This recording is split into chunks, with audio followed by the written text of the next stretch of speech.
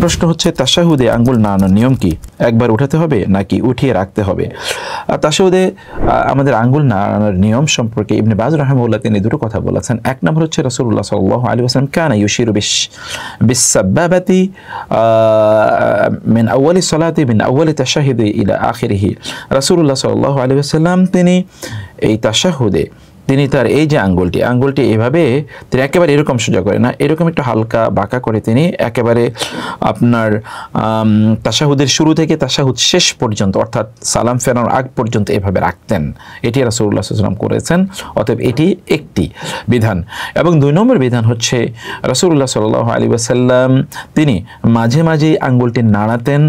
এটিও হাদিস দ্বারা প্রমাণিত এবং এটির ব্যাপারে কেউ কেউ বলেছেন এই যে নাড়ানো, এই নাড়ানোটা কখন তিনি নাড়াবেন, একেবারে এরকম জোরে জোরে এরকম না, হালকা করে মৃদু মন্দভাবে তিনি নাড়াবেন, সফটলি তিনি নাড়াবেন। এই নাড়ানোটা কখন?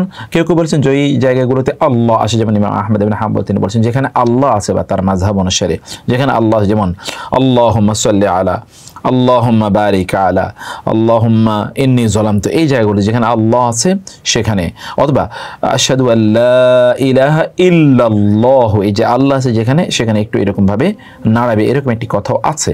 আর 3 নম্বর যেটি তা হলো যে যেখানে আমরা দোয়া করি দোয়ার জায়গাগুলোতে এটি আমরা করব। যেমন আমরা বলছি আল্লাহুম্মা সাল্লি আলা, এই যে সাল্লি আলা আমরা পড়ছি, আল্লাহুম্মা বারিক আলা আমরা বলছি, আল্লাহুম্মা ইন্নী যালামতু নাফসি যুলমান কাসীরা ফাগফিরলি আমরা বলছি, মাগফিরাতাম মিন ইনদিকা ওয়ারহামনি। এরপরে আমরা বলছি আল্লাহুম্মা ইন্নী আউযু বিকা মিন আযাবিল কবর। এই যে আমরা দোয়া যে জায়গাগুলোতে করছি এই জায়গাগুলোতে আঙ্গুলটি এরকম নাড়ানো যাবে। এই 3টি মতই রয়েছে।